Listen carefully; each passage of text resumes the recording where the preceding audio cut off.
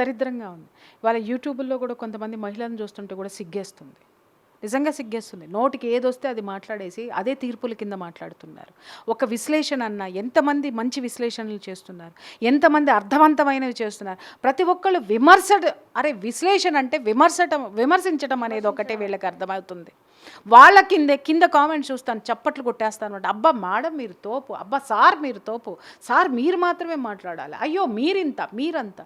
అరే వాళ్ళు మాట్లాడేది సమాజంలో విలువల గురించి ఎవడన్నా మాట్లాడుతున్నాడా, ఎలా ఉండాలో మాట్లాడుతున్నారా, సమాజం ఎలా తయారవుతుందో మాట్లాడుతున్నారా? ఇవాళ చూస్తే అన్ని కృత్రిమమైనటువంటి షోలే కదమ్మా వీళ్ళు చేసేది. అన్ని తప్పుడు షోలు చేసుకుంటూ ఏ ఒక్క షో చూడండి, తండ్రికి కూతురు లైన్ వేస్తాడు. కూతురు బాత్రూంలో స్నానం చేస్తుంటే మా ఆయన కూతురుని చూస్తున్నాడండి అని తల్లి ఫోన్ చేసి ఈ పెద్దవాళ్ళకి ఫోనుల్లో చెప్తూ ఉంటుంది. ఆ యొక్క దరిద్రాన్ని వీళ్ళు తీసుకొని వచ్చి జనాలకు వినిపిస్తున్నారు. అన్నా చెల్లెల అక్రమ సంబంధాల గురించి మాట్లాడతారు. అలాగే కూతురు ప్రేమించిన వాడితో తల్లి అక్రమ సంబంధం పెట్టుకుంటుంది. ఇవాళ ఏ షో చూసినా అక్రమ సంబంధాలు తప్పితే సక్రమమైనటువంటి సంబంధాలతో కూడుకున్న షోలు మీకు లేవా, రావా? మీరు విశ్లేషించలేరా?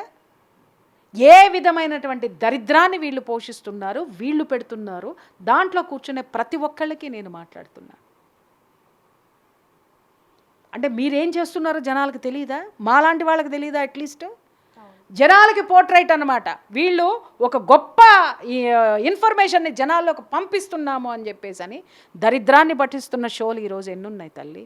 సెక్స్ దీని చుట్టూనే చేసుకుంటూ సమాజాన్ని ఎంత భ్రష్టు పట్టించిన వాళ్ళు ఎంతమంది ఉన్నారు.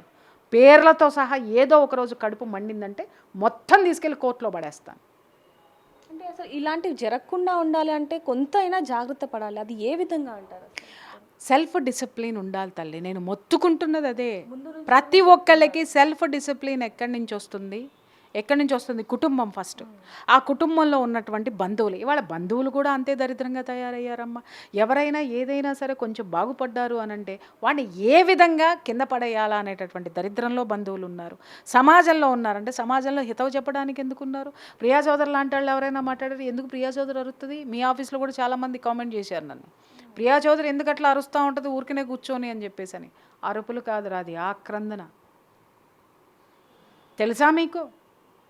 తెలుసా ఎవరికైనా? ఎన్ని కేసులు చూశారు మీరు? ఎంతమంది కన్నీళ్లు తుడిచారు మీరు? మీలాగా ఒక చిన్న పని చేసి 10 వీడియో పోస్టులు నేను పెట్టుకోను.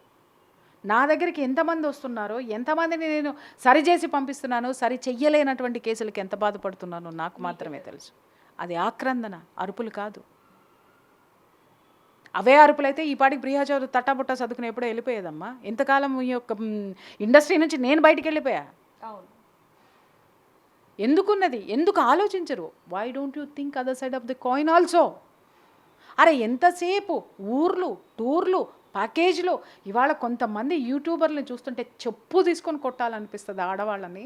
ఒంటి మీద బయట ఉండదమ్మా, బయట ఉండదా?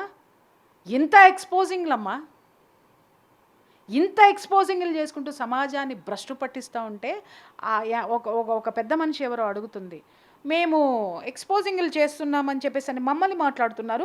3 ఏళ్ల పిల్లని, 2 ఏళ్ల పిల్లని, 6 నెలల పిల్లని చేస్తున్నారు, వీళ్ళనేం చెయ్యాలని. దరిద్రపు దానా నేను చెప్తున్నాను విను.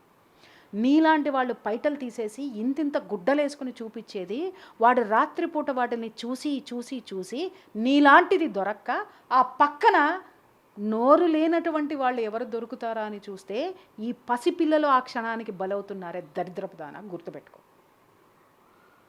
అండర్స్టాండ్?